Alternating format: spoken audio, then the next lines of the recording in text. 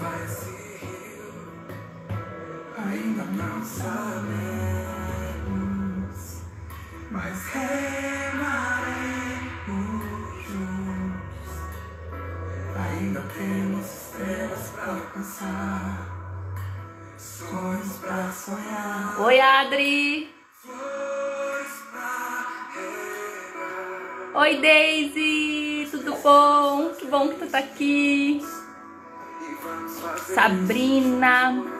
Olá, gente! Giovana! Não seremos os mesmos jamais. Manu! Oi, Manu! Não seremos os mesmos jamais. Boa noite! Oi, oi! Boa noite! Tem até uma musiquinha pra acalmar os ânimos.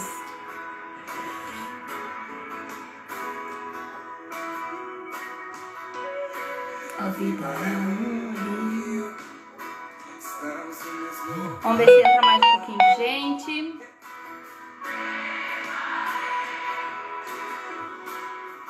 Oi, Manu. Onde vai se rio? Ainda não sabemos, mas remaremos juntos. Ainda temos estrelas pra alcançar, sonhos pra sonhar. Olá, Marcos. Bem-vindo. Mas precisamos fazer isso juntos. Gente, vocês estão me ouvindo bem? Tá ok?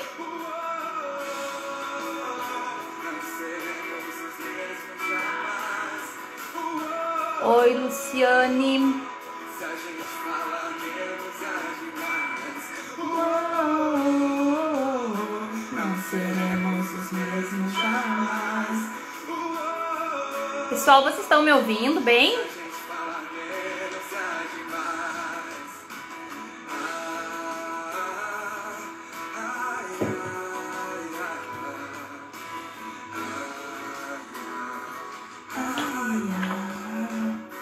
A vida é um rio. Gosto muito dessa música, gente. Remaremos juntos. Rafa Torres é o nome. A vida é um rio. Ouçam. É muito legal. Oi, Patrícia. Gente, então tá. Estamos aqui para mais uma live Te Aproxega. E hoje nós vamos falar sobre as estereotipias, tá? Quais as funções, os mitos e as verdades, quando deve haver uma intervenção. Aí, para isso, nós convidamos a neuropsicopedagoga Adriana Vieira La Regina. Vamos chamar ela aqui? Vamos chamar. Boa noite. Oi, mamãe. Ah, mãe, né? Mãe, tá certo. Tem que fazer volume, mamãe. Isso mesmo. Oi. Vamos ver. Oi. Boa noite. Tá me ouvindo? Eu tô só te ouvindo, eu não tô te vendo. Cadê você? Eu tô te vendo. Ai, gente. O que aconteceu que eu não consigo te ver?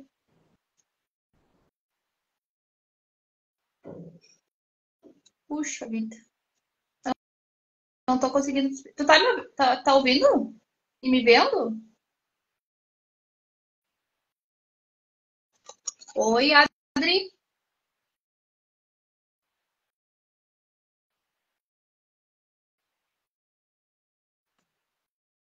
Vamos ver aqui. Cadê a Adri? Saiu. Vamos deixar ela entrar de novo.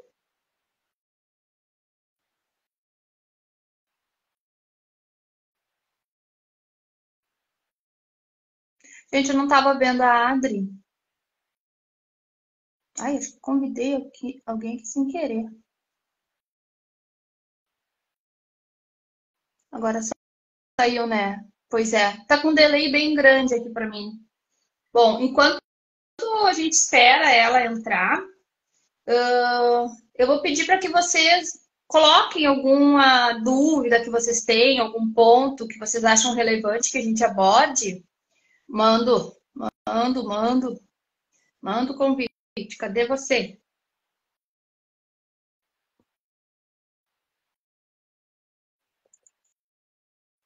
Gente do céu, a mulher não me aparece aqui.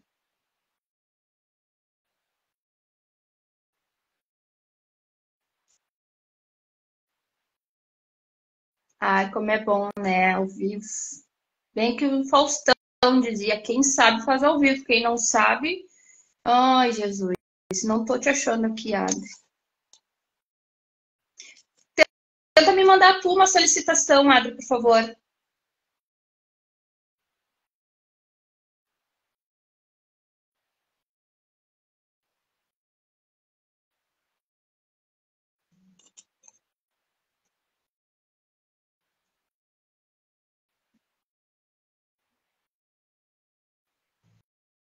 Consegue me mandar a solicitação, Adri, para eu te aceitar aqui?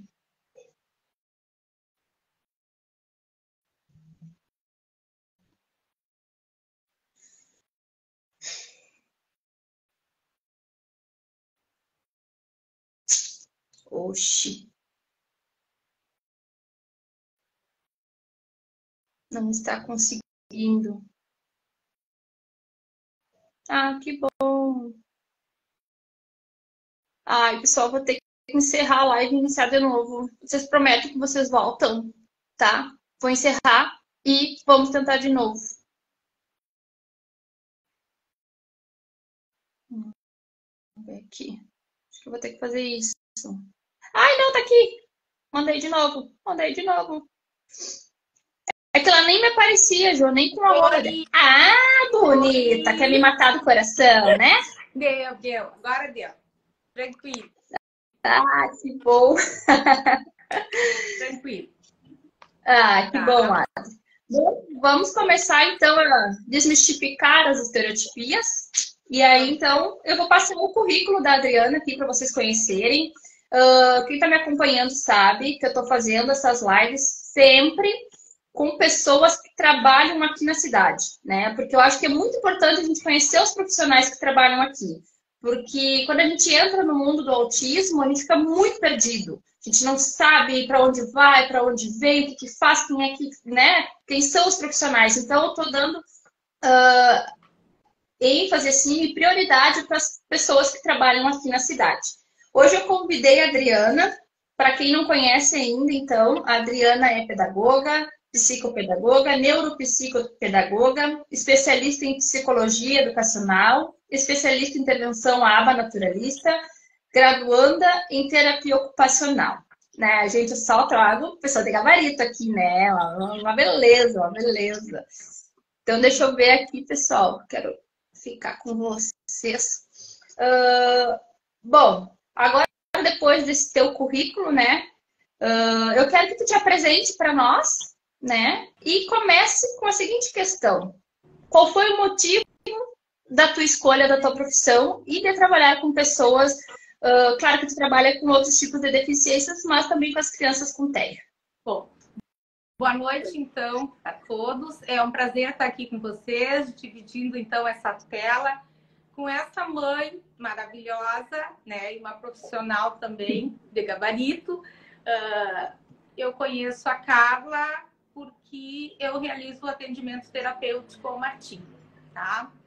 Além de tudo essa que a Carla mencionou, eu, na verdade, comecei como professora. E o que me levou, né, a pesquisar e a buscar esse nicho que seria do atendimento especializado, de buscar sobre a aprendizagem, foi porque eu tenho uma irmã que hoje está com 42 anos, que ela pertence ao grupo, né, do transtorno do espectro autista. Vocês podem imaginar, então, que hoje ela tem 42 anos. Como foi toda a nossa infância? tá? Eu sou a mais velha, nós somos 4, tá? Então, a gente sempre acompanhou, né? Eu, no caso, e a minha outra irmã, Andréia, que também é uma estudiosa, né, dessa área, embora atue como professora. Isso nos levou a buscar sempre o que a nossa irmã tinha, né? Como intervir com ela. Isso levaram-se anos, né? Pode-se dizer décadas, né? Porque ela é de 80, tu imagina que naquela época, durante o desenvolvimento dela, da primeira infância, ela, durante o período escolar, era considerada retardada, né? Porque era o que se dizia, né? E a gente foi ter o diagnóstico correto quando ela tinha mais de 30 anos, tá? O diagnóstico correto mesmo, com mais de 30 anos. Então, isso sempre nos trouxe, né? Essa curiosidade e essa vontade também de ajudar outras crianças e adolescentes, outras pessoas, enfim. Então, esse é um dos meus motivos, um dos maiores motivos para estudar. Hoje em dia, já atuando na área há alguns anos, eu não me considero ainda uma especialista em autismo, porque eu vejo cada vez, quanto mais eu estudo, quanto mais eu busco conhecer e trabalhar da melhor forma possível, mais eu percebo que este transtorno em específico, o do espectro, ele é muito singular, né? Ele é muito diferente. Quanto mais a gente pensa que sabe, né? Aparece outro casinho, outra pessoinha completamente diferente. Então, a gente sabe da sintomatologia, né? Que em alguns ela é bem presente, mas em outros não, né? Falando aí nas estereotipias, as estereotipias, elas nada mais são que movimentos, que eles podem ser motor ou não, tá? Elas não acontece também somente no autismo, acontece em outros transtornos, como no TDAH, né? Como no TOD, que é o opositor desafiador, como na síndrome ou no transtorno de ansiedade generalizada, né? Então, não é uma coisa que um sintoma que seja específico do autismo, tá? E só te interrompendo um pouquinho, Adri, que eu acho assim, que hoje mais, mas mesmo assim, são poucas as pessoas que podem se intitular especialistas em autismo, né? Desde a área médica até a área educacional, nós temos uma defasagem muito grande de pessoas ainda. É um campo onde tem muito a absorver, muito, muito, muito. Quanto mais profissionais trabalharem, sempre vai ter, né, um público, porque a gente percebe que as pesquisas, assim, elas estão acontecendo. É muito novo. Tu imagina que eu falei da nossa experiência, é muito novo tudo isso. Foi de alguns anos para cá que se teve condições de realmente fazer pesquisas confiáveis, não é? Que pudessem nos dar guias para serem seguidos. Na verdade, são guias que a gente vai seguindo a cada nova descoberta, a gente vai se adequando, absorvendo aquele saber, tá? E, por exemplo, outra coisa que acontece muito, como hoje a gente tem essa oportunidade de realizar pesquisas, né? Que a estereotipia, ela também existe, aquela estereotipia fisiológica, que muito assustam os pais, né? Por esse conhecimento muito vasto e que nos chega de diversas formas, né? A estereotipia tem a estereotipia fisiológica, que é aquela que as crianças em geral até os 3 anos de idade, dos 2 aos 3 anos de idade, elas apresentam. E não é que elas sejam autistas. Nada disso, né? Essas estereotipias, elas vêm assim, em momentos de agitação, em momentos de ansiedade, de autorregulação, porque a criança não tem como colocar, né, para fora aquilo que ela está sentindo, como ela está sentindo, e aí acontecem os movimentos, inclusive em adultos. Quando nós estamos muito ansiosos, a gente faz algumas O pezinho que não para de balançar, a mãozinha que não para de bater. Mas que passam, né? Nas crianças neurotípicas, elas vão adquirindo uma linguagem mais rebuscada, vão fazendo parte do jogo social, vão conhecendo as suas emoções, que também acontece muito nisso, e essas estereotipias vão passando. E lá em determinados momentos de euforia, de ansiedade, porque a criança fica muito ansiosa, elas aparecem. Sim. Mas não quer dizer nada, né? Não é uma coisa que tem que ser um alerta para os pais, que vou procurar recurso, vou saber, vou investigar. Não, a gente precisa ter essa escuta muito atenta nas nossas crianças. Aqui nós falamos bastante em crianças, e nos adultos, nos adolescentes também, não é? Por exemplo, as estereotipias motoras, né? Que são aqueles movimentos dos rocking, por exemplo. Só fazendo um gancho com isso que tu estava falando, existe as estereotipias dentro do espectro autista, né? Tem essas estereotipias que são essas na primeira infância, as fisiológicas, né? E tem também um transtorno, que é o transtorno do movimento estereotipado. Exatamente. Né? Que é diferente, não precisa ter TEA, não precisa ter nenhuma outra comorbidade. Aquele é o transtorno em si, que é quando causa algum tipo de lesão, algum tipo de prejuízo, mas é só o transtorno de movimento estereotipado, não tem nada a ver com alguma outra comorbidade, com autismo, com TDAH, alguma coisa, né? Exatamente. É muito amplo, né? A gente vai estudando, tu vai puxando. E essas estereotipias que elas acontecem como em flapping, que são aqueles, né, aquelas mãozinhas ansiosas assim, ou que aquele caminhar, aquela corridinha, né? Aquela corridinha que eles dão assim na ponta dos pés. Os rocking, que são aqueles movimentos assim para frente, para trás.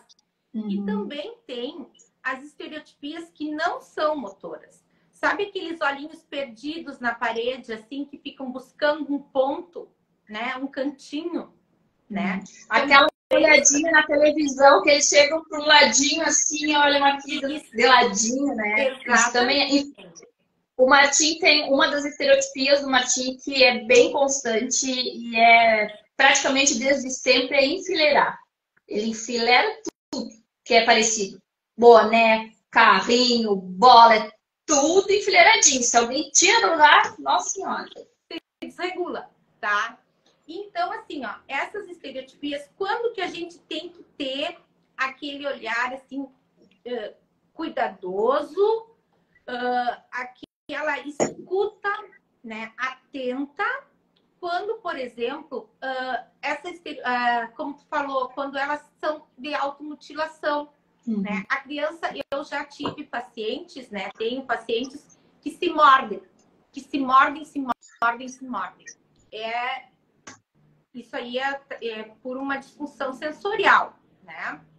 O que a gente deve fazer? De maneira nenhuma, eu vou falar nessas mais assim preocupantes, impedir a criança, segurar, impedir que ela, né, realize aquela mordida, porque aquilo ela está fazendo para se regular, né? Aconteceu, tem algum gatilho, ou sensorial, ou no ambiente, por isso eu sempre falo muito na escuta da criança, porque tem algum indicador no ambiente ou de forma orgânica mesmo, né? De disfunção sensorial. O que a gente faz, que aí a gente entra de forma naturalista, é ofertar para essa criança algo que ela possa morder. Ela precisa realizar essa função, né? Quando ela não está regulada. O que a gente faz? Tem aqueles mordedores, né? Tem mordedores específicos para isso, tá? Ou então, algum objeto que tu tem em casa higienizado, né? Higieniza, passa um álcool ali, uma bolinha, algo que seja fácil dela agarrar e que ela... né? Às vezes não dá tempo, né? Vamos combinar que às vezes tempo, mas pegar e morder. Porque isso que tu tá falando, no caso, é aquilo, né? A criança tá num momento em que ela pode estar numa crise, né? Que a gente, de repente, não se dá conta do que é. Então, na hora da intervenção, é aquela coisa, não é gritar, não morde, não pega, isso não vai ajudar em nada. A criança não tá te ouvindo e, pelo contrário, teus gritos ainda estão causando mais estresse. Então, é o direcionamento. Então, não morde a mão. De forma assertiva, também morde aqui, morde, né, a bolinha, morde o mordedor. Exatamente. Não vai dar... Já aconteceu casos da mãe, no desespero, né, da mãe ou do responsável, dar uma parte dela para que a criança mordesse, para que não se mordesse a si mesmo. Também não é legal, porque aí ela pode, né, tem aquele outro escape, né, de morder o outro, né? Então, é sempre dar um objeto. O ideal seria que fosse apropriado, né? Mas, né, algo de borracha, hoje em dia vem os mordedores para isso, tá? E o legal dos mordedores é que eles vêm em vários formatos, né? Exato. Em formatos de Lego, em formatos de bola, porque quando tem essa questão do hiperfoco, a gente pode ajudando já, né, com a questão do hiperfoco, tu dá um objeto que tem um formato de alguma coisa que a criança gosta e fica melhor de tu direcionar a ela a morder. No caso dos movimentos do rock, do balanceio, depende aonde, tudo depende de aonde essa criança está, né? Se aquilo traz perigo para ela, perigo iminente para ela, e aí eu vou contar no caso da minha irmã, que ela tinha, a estereotipia dela, ela chegava perto de um muro que a gente tinha em casa e ficava se balançando. Enquanto ela era menor, não trouxe maiores preocupações, né, para minha mãe, no caso. Mas conforme ela foi crescendo, aquilo se tornou perigoso, né? Aí se buscou intervenção médica, precisou sim, ela precisou ser medicada, né? Mas isso também é em casos assim, né, bem pontuais, que traga risco para a criança e para as outras pessoas. Este risco pode ser também aquele risco atencional, né? A criança dá tantos pulinhos, se movimenta tanto que ela não consegue ter atenção. Traz prejuízo para ela. Traz prejuízo para a aprendizagem, porque ela não consegue se ater, não é? Então, isso precisa ser muito bem observado, né? E levado ao médico que acompanha a criança, que vai poder entrar ou não com a medicação. Essa medicação, ela tem que ser bem feita de uma forma gradativa, né? Vendo que dosagem é adequada para aquele indivíduo. Isso é muito importante, gente. É para o indivíduo em si. O que se fazer com cada indivíduo, com cada mundinho ali, não é? Porque uma pergunta que está aqui para nós, Adri, é a seguinte: a pessoa que está prestando atenção em outras coisas quando está fazendo estereotipia, ou devemos esperar passar? Eu acho que ela está perguntando assim: quando uma criança está fazendo uma estereotipia, né? Às vezes ela está fazendo aquilo para se autoestimular. Ela está ociosa, ela está entediada, ela tá, né, ou precisando daquela sensação, porque a estereotipia nada mais é do que uma busca sensorial. A criança Exatamente. busca uma sensação que não tem. Aquelas crianças que ficam pulando, pulando, pulando. Eles precisam sentir o corpo. Tanto é que algumas questões, assim, que tem crianças que tem até uns cobertores que têm um peso diferente, tem roupas que comprimem e tem um peso que dá a sensação, porque o que acontece é que eles não sentem o corpo. Exatamente. Eu conheço um caso de um rapaz que agora ele já está moço, né? E ele, de tanto que ele pulava, ele já tinha quebrado os 2 tornozelos. De tanto que pulava muito forte. Então, esse tipo de estereotipia são as que a gente diz que é aquilo, as que precisam de uma atenção maior. Aquelas que não trazem nenhum tipo de prejuízo, a criança tem um momento, aquilo é necessário, isso tem que ser respeitado. É né? autorregulador. É autorregulador. Algo que está regulando. Isso é uma das funções da estereotipia. É uma busca sensorial, uma busca regulatória que a criança está necessitando naquele momento. Mas tem algumas, como essas, de morder, bater a cabeça, né? Ficar fazendo assim, que chega a criar ferida. Né? Essas, sim, tem que ter um acompanhamento, de repente, uso de medicação e uma melhor orientação. Exatamente. Que trazem prejuízo para a criança. Aqui, nessa pergunta aqui, por exemplo, assim, ó, a criança tem um comportamento, ela não está prestando atenção em outras coisas, tá? Acontece bastante quando a criança ela faz um movimento, uma estereotipia, por exemplo, ela fica pulando, olhando as mãozinhas, tá? Ela fez aquele comportamento, tá? E não quis, ela conseguiu algo com aquele comportamento. Por exemplo, tu propõe uma atividade, né? Ela não quer fazer a atividade e anteriormente ela fez aquele comportamento e com isso foi deixado que ela fizesse. Não fizesse a atividade. Aí ela vai usar, né, em determinados momentos, é claro, aquela estereotipia, aquele comportamento para não realizar.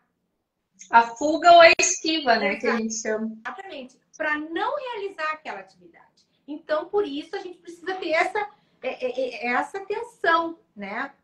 Prestar bastante atenção na criança. Como é que ele está fazendo? Por que ela está fazendo aquilo? Né? Quem sabe redirecionar a atividade, fazer de uma outra forma, eu digo atividade, mas a proposta, né? Para que ela aceite, mas acontece bastante isso. Acontece bastante que quando eles não querem fazer uma coisa, eles fogem, né? Fazendo aquela atividade. Ou também acontece deles estarem realizando algo, uma proposta, ou tendo atenção em uma brincadeira, ou no dia a dia, e de repente eles dão uma corridinha e voltam, né? Eles dão uma corridinha, ou dão uns pulinhos e voltam. Aquilo é para se organizar novamente, né? Aí é sensorial mesmo, né? Então, a gente não deve não permitir que realize. Né? É difícil isso e a criança entra em sofrimento. Né?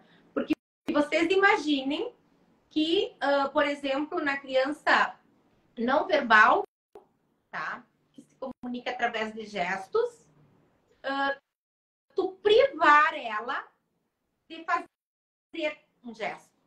Sendo que o gesto, né? Os gestos, os movimentos, é a nossa primeira forma de comunicação. Quando a gente está na barriga da mãe, quando alguém fala, né? Quando acontece determinadas situações, como é que a gente se comunica? O bebê chutou, né? O bebê se movimentou. Não é assim? Dá uma batidinha, fala com ele, coloca uma música, ou é para ele acalmar, ou ele vai se movimentar. Né? Então, o movimento é a nossa primeira forma de comunicação. Os gestos são a nossa primeira forma de comunicação. Uma criança não verbal ou que é bem restrito, né, a emissão de sons, que tem alguma dificuldade, ou que está começando a falar, é importante sim. Porque essas estereotipias, elas nos dizem algo, né? Estou muito ansioso, estou com medo quando o som é muito alto ou que tem essa sensibilidade, né? Ou indicam várias coisas, né? Estou muito alegre, muito feliz, quero passar isso, gostei disso aí, gostei muito. Sim, né? uma questão que hoje em dia a gente consegue escutar autistas adultos, né? Então, eu sigo vários na internet. E uma das coisas que eles falam é que, assim, a questão das estereotipias, que tem muitos profissionais que tentam podar, né? Mas aquilo me faz bem. Aquilo quando eu faço é porque eu tô feliz. Eles têm que exteriorizar de alguma forma, né? Exatamente. Então, assim, vamos fazer um fechamento aqui. Um fechamento não, mas vamos falar do que a gente já falou. As estereotipias, então, elas podem ser motoras, verbais e com objetos, né? Isso. Então, a gente tem que estar sempre atento. Movimentinhos que eles fazem, aquelas repetições, aquelas coisinhas, a viradinha do olho, a tentativa de olhar assim, olhar assado, ou querer enfileirar tudo que pega das mesmas características, né? Todos os bonecos, todas as bolinhas, todos os carrinhos, e aquilo dá uma sensação para eles de organização, uma sensação de poder estar previsível, porque uma coisa que incomoda muito os autistas é a imprevisibilidade, né? Exatamente. Então, para eles, estando tudo aquilo ali, eles sabem que estão ali. Né? Tá ali a bola, tá ali, estão ali. A falta de previsibilidade traz essa ansiedade, né? E essa necessidade de se organizar. Muitas vezes, aliás, muitas não, a estereotipia, por exemplo, ela pode ser numa questão de ele se organizar, ele começa a fazer aquele movimento para tentar se organizar novamente, né?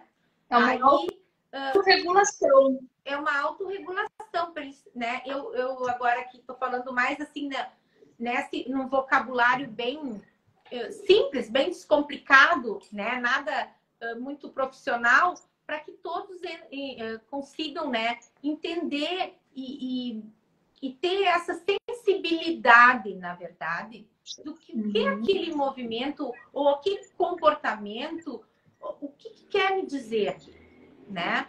Eu não entrei nas ecolalias, porque aí a gente fica... É muita coisa, né? Mas eu... Dá uma pincelada do que é uma ecolalia. Bom, as ecolalias, elas é aquela... Quando nem sempre, né? Aquela função da fala que não é de comunicação, tá? É uma função da fala que não é de comunicação. Nós aqui estamos falando de autistas, então, nem às vezes o autista, ele é verbal, mas ele não tem intenção comunicativa, tá? Ele fala jargões de filmes, músicas, né, estrofe. Mas ele fala horrores. Não, ele não fala horrores. Ele não fala com intenção. Não, a intenção não é comunicar. Fala, mas não se comunica. Não se comunica, exatamente, tá? E aí, o que? Ela pode ser aquela ecolalia que a gente diz tardia, né? Que é essa que fica...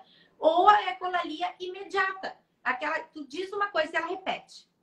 Tu diz... Sim. Tu fala e ela repete na hora. Sim, na hora. Vamos tomar banho. Aí a criança repete, vamos tomar banho. Isso. Ou banho. Então, aquele tipo ecolalia em inglês, né? Eles falam bastante em inglês também, a gente ouve bastante, né? Sim.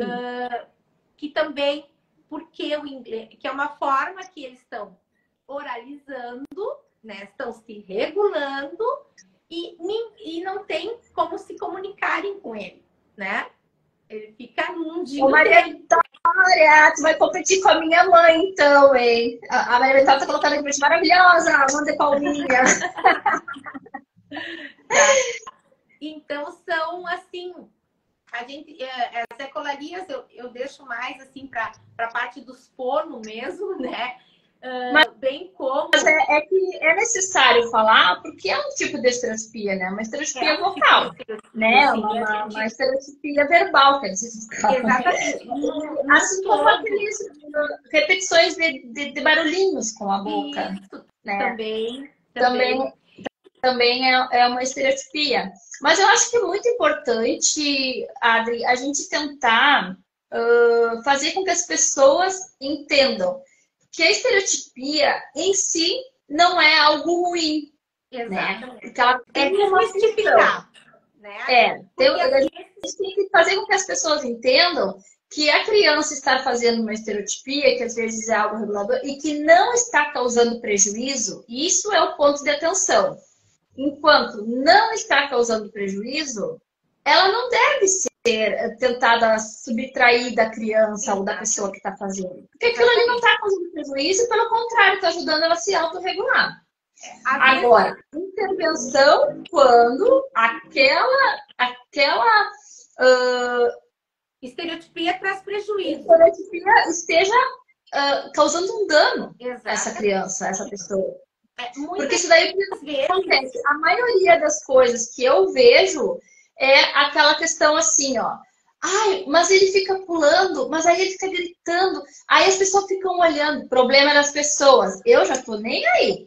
Se o Martins, a gente estiver no lugar, o Martins estiver gritando e pulando porque tá feliz, eu tô feliz, eu não tô nem aí porque os outros estão pensando.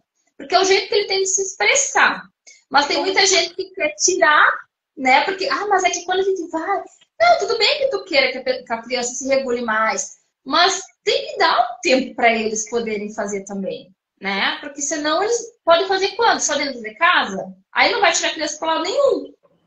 É assim, ó. Isso é uma queixa que nos chega bastante das famílias, né? Que a criança tem uma estereotipia motora, por exemplo. Eu não consigo sair com ele, porque senão, né, ele... Mas imagina tu que tu chega num lugar, te leva num passeio. Tu não é acostumado muito a sair. Te leva num lugar que tu gosta, que tu, né, que tu te sente bem, que é prazeroso, né? Então, eles vão se comunicar de alguma forma, né? Sim. Mas como ela é visível, né? Ela é aparente, né? Às vezes é a primeira queixa, assim, né? Dá pra tirar, né? O que a gente faz? Na verdade, no conjunto, né? De forma multidisciplinar com os outros profissionais que atendem esta criança, né? Se faz juntamente com a família, com o meio, com o entorno que ela está, e sempre pensando no bem-estar da criança. É bem como tu falou, não é no bem-estar dos outros, é no bem-estar da criança. O quanto vai ser positivo para esta criança, né? Então, a terapeuta ocupacional vai fazer a parte dela, né? Porque a terapeuta ocupacional é quem tem, no caso, maiores habilidades, né? É quem estuda, no caso, para isso, tá? Junto com os outros profissionais, porque tudo, nada é feito sozinho, tudo é feito em conjunto, né?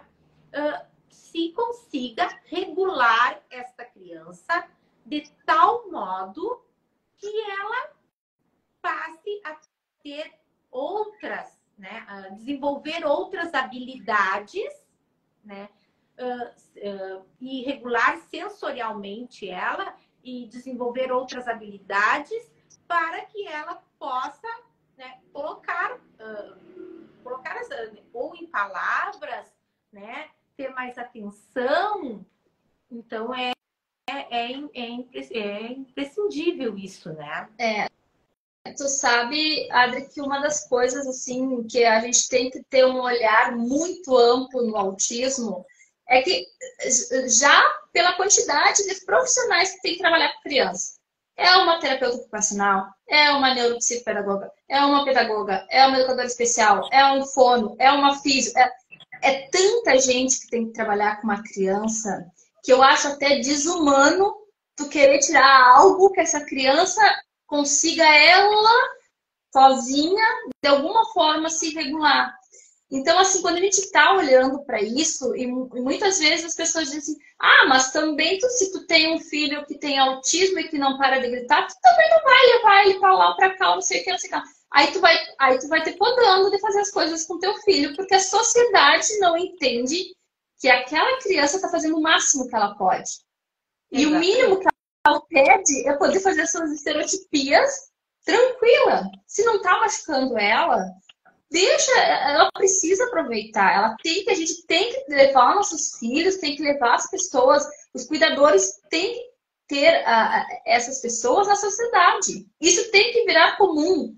Isso, a gente tem que poder sair com o nosso filho, com a pessoa que tem autismo, e aquilo não ser algo que cause algum tipo de estranheza.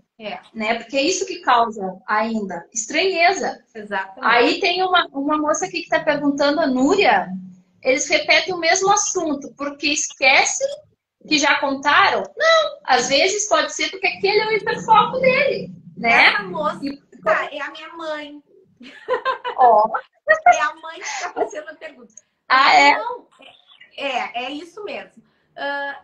Não é porque esquecem que já contaram. Muitas vezes é porque aquilo foi muito importante. Exato. Muito importante.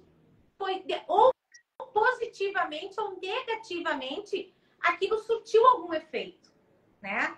E às vezes também, até para a gente para tomar. Quantas vezes eu tinha uma maneira de estudar que eu gostava, agora eu já consegui trocar um pouquinho, ler em voz alta, me ouvir falando. Né? Me ouvir falando. Parece que eu aprendia mais, né? Às vezes é isso. Eles exteriorizando, falando ou aquilo que incomoda ou aquilo que é bom, eles conseguem internalizar a ideia de uma forma melhor, né? De uma melhor forma. Né? Cada vez que, por exemplo, tu conta alguma coisa, o teu cérebro processa de uma maneira. O mesmo evento, o mesmo episódio, né? Em diferentes momentos que tu esteja.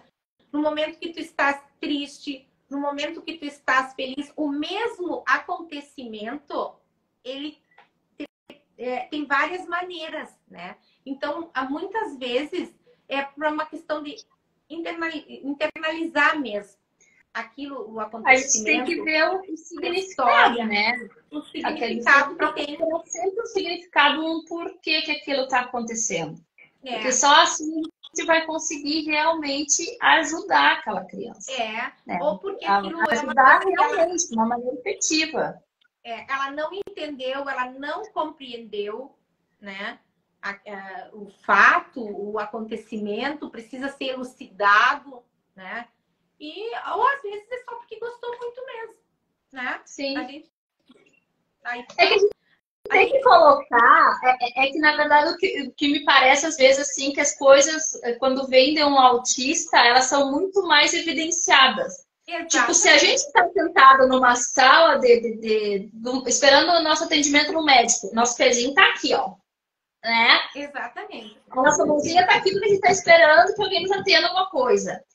O que acontece? Nós, socialmente, se alguém nos olha, a gente vai perceber que aquilo está incomodando. Aí a gente vai dar uma segurada. Eles não têm muitas vezes isso. Eles vão seguir fazendo o que está fazendo bem para eles.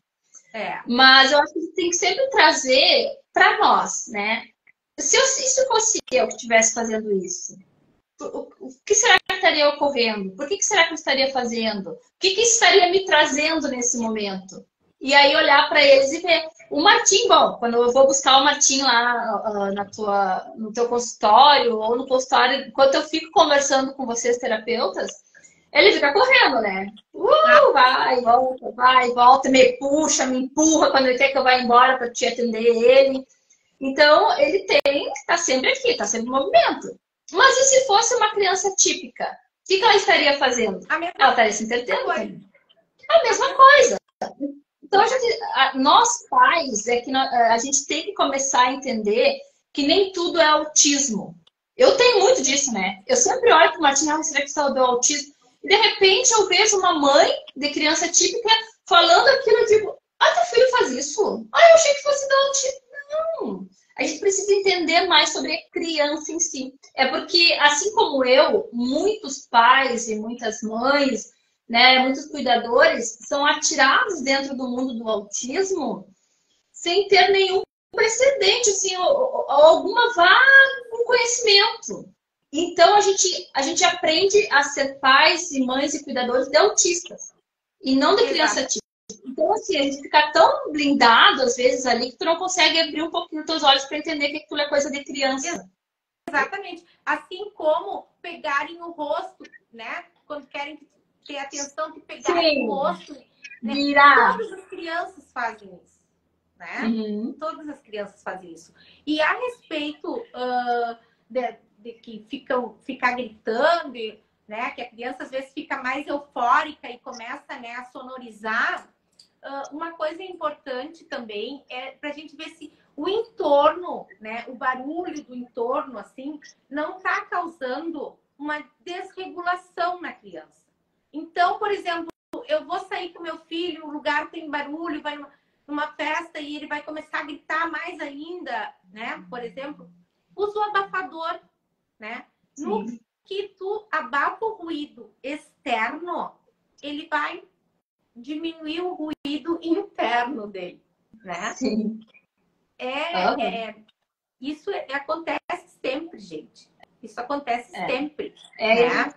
Tem que ter essas alternativas sempre à mão. Eu comprei um abafador que não tinha, a gente tenta na escola. Sim. Ele não se adaptou muito, mas eu vejo assim, ele não tem um problema com o barulho em si. Agora, se é uma coisa que fica muito constante, aquilo vai sobrecarregando sensorialmente ele. Exatamente. Uma hora ele vai, né? Mas se tu então, ter um abafadorzinho ajuda. Se tu tiver sempre que fique à disposição dele, ele, num determinado momento, é aquela questão, a gente só usa aquilo que a gente se sente bem, né? Sim. Num determinado momento, ele vai sentir a função do abafador e vai usar. Então, não precisa ter essa preocupação. Mas eu comprei, eu coloquei, ele não usa, né? Mas calma! Com o tempo, ele vai, coloca no pescoço, sabe? E aí vai subindo, vai, né? Eu tenho isso a gente pode tomar um parâmetro assim com a questão da comunicação alternativa do Martim, né? Isso. O Martim de começo refugou, não quis. Hoje em dia ele tá se virando, usando. A gente só tem que dar as alternativas para que eles consigam usar no tempo que eles acharem que tá ok, que agora eu acho que eu já entendi o que isso funciona. Eu tenho uma paciente que eu tenho isso aqui, que é um fone meu. É um fone comum, né? E ela descobriu na minha gaveta. Então, eu percebi que ela sabia que tinha aqui dentro. Ela faz uma atividade. Quando eu vejo que ela tá saturada, né? Que ela já deu o que podia dar naquele momento, ela vem aqui, abre a gaveta e se coloca.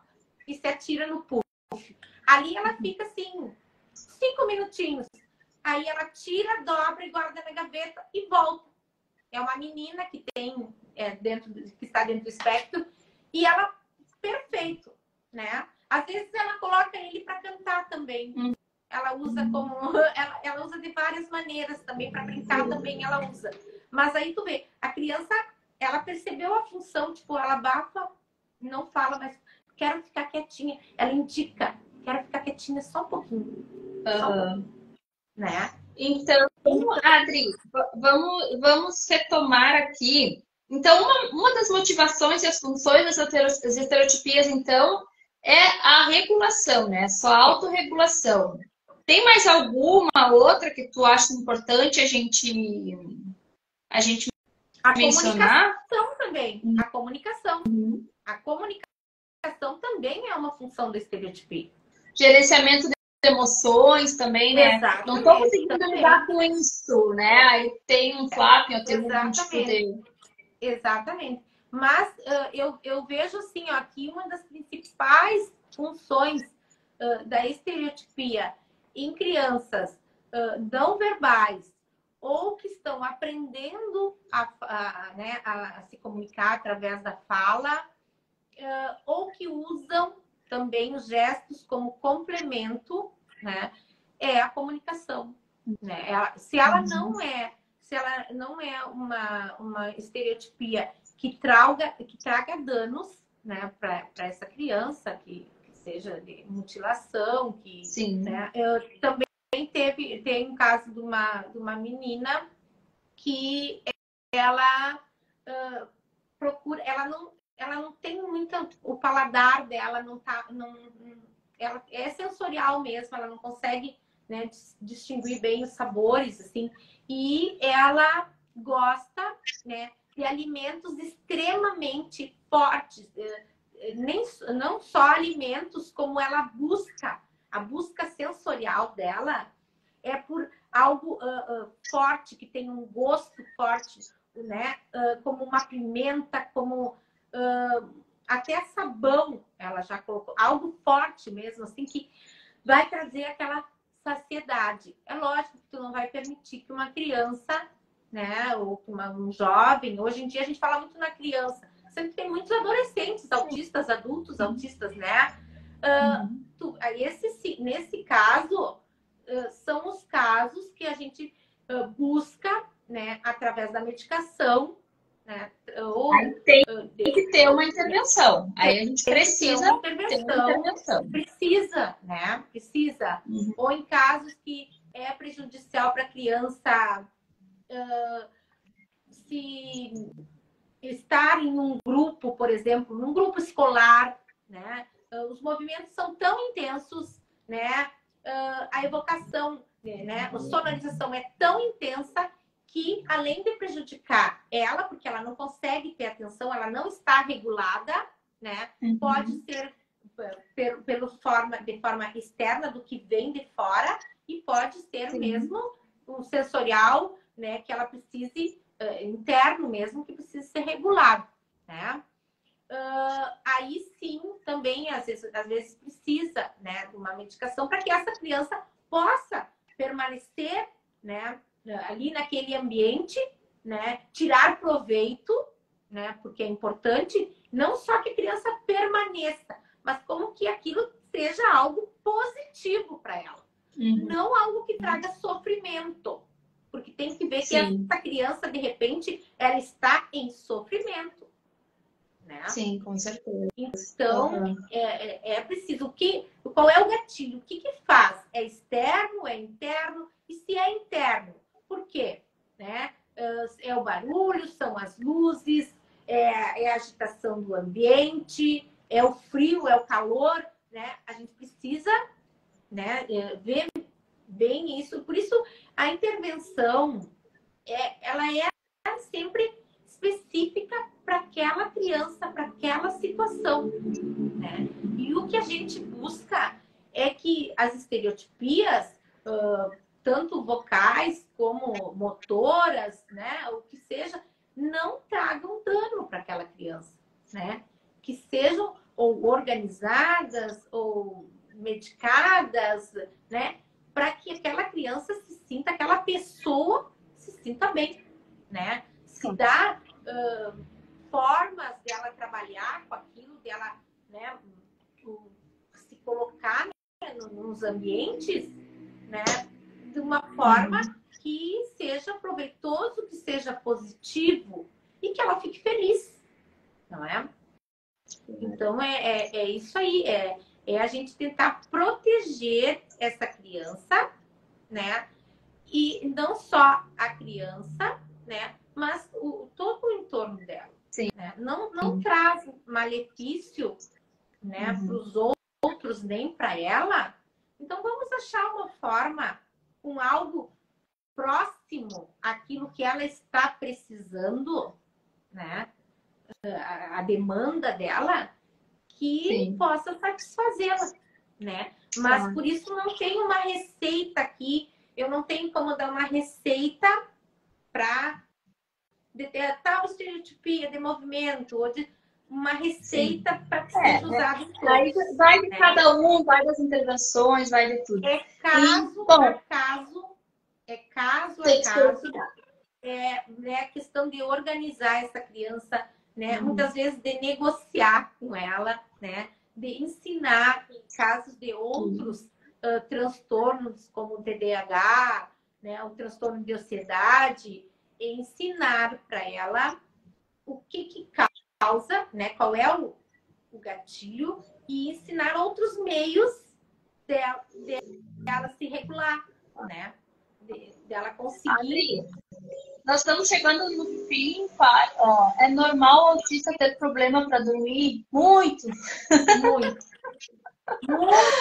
Muito normal. Ou sono demais, ou sono de menos, ou não tem sono, acorda no meio da noite. Não, exatamente. É muito normal. E há casos também que a gente indica atividades físicas, né? Porque a Sim. maioria das crianças tem alguma questão motora, né? Que Sim. precisa ser trabalhada, né? Claro.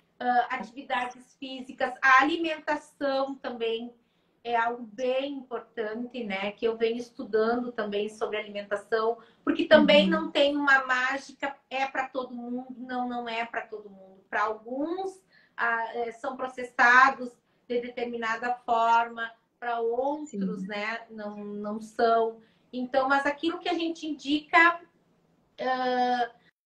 geral, para as crianças em geral, né? E que eu vejo muitas mães me questionam. O açúcar é prejudicial? O açúcar é um energético, né? Ele dá energia para o corpo.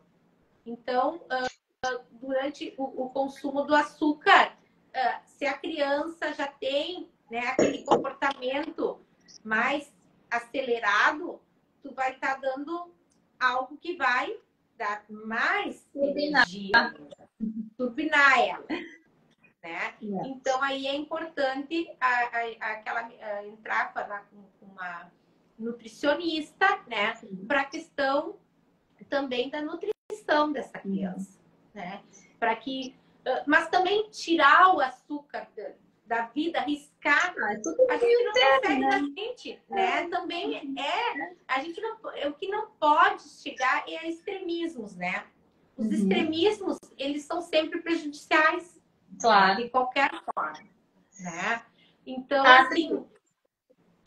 Já te interrompendo, mas nós estamos chegando no final da nossa live já. Antes que nos derrubem, eu quero que tu deixe uma última mensagem, ou se tu tem algum livro que tu acha importante que quem seja pai, mãe ou cuidador de uma criança com autismo leia para entender um pouco melhor sobre a estereotipia. E agradeço muito a tua presença aqui comigo nessa live. Pois é, para quem estava com um pouco de medinho, eu me senti bem.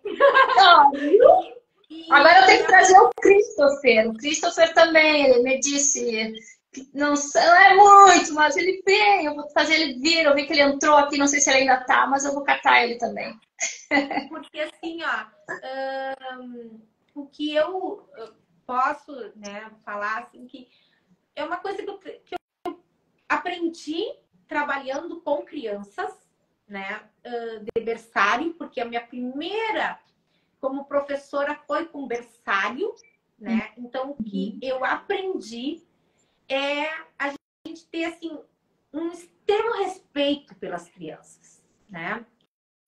É respeitá-las no mundinho e na idade que elas estão, né?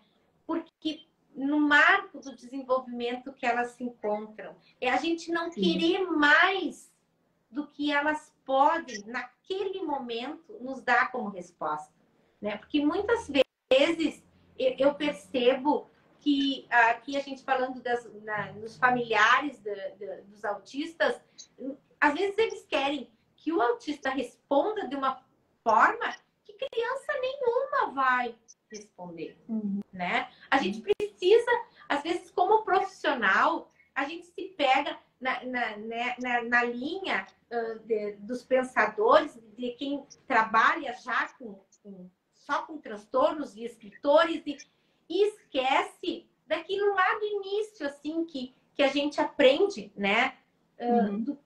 As respostas que como é a evolução, como tem que ser a evolução né? Do desenvolvimento humano.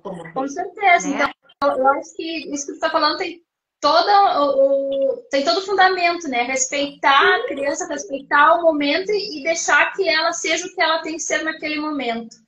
Bom, Adri, assim, ó, eu te agradeço imensamente, mas estamos 21h10, vamos derrubar. Mas assim, ó, Então, muito obrigada. Tem mais coisa aí para falar e eu gostaria, sim, de falar do desenvolvimento infantil até os 7 anos, por exemplo. O que a gente deve esperar? Porque eu vejo que os pais estão ansiosos, querendo respostas dos filhos, que eles não têm capacidade. Esse mundo tá tudo muito corrido. Então, assim, ó, vamos escutar as nossas crianças, mas escutar livre de qualquer preconceito, né? Escutar as nossas crianças e permitir que essas crianças, autistas ou não, vivam a infância, né? E sejam autênticas e possam, né, se comunicar, colocar para fora tudo aquilo que, né, que elas anseiam ou que elas têm necessidade. Nós temos uma forma de nos comunicar e uns filtros sociais que eles não têm. E é só isso. Tá? Então tá. Adri, muito obrigada. Viu? Não caiu nenhum pedaço. Tá. Vou marcar uma outra live, com certeza, pra gente seguir falando, porque a gente tem sempre muito o que falar. Pessoal, muito obrigada para todo mundo que veio e ficou com a gente até agora. E mandem mensagens, mandem pedidos e vamos botar mais gente para falar aqui de Livramento. Mandem mensagens aqui que vocês querem ver aqui no Te Aproxega. Tá bom? Um beijão. Boa noite para todo mundo. Fazer alguma pergunta, pode no meu direct no Instagram. Isso, vem aqui em cima e seguir a Adriana Larregina e manda direct para ela. Tá bom? Obrigadão, gente. Beijo. Obrigada, Adri. Tchau, tchau. Tchau. Ui.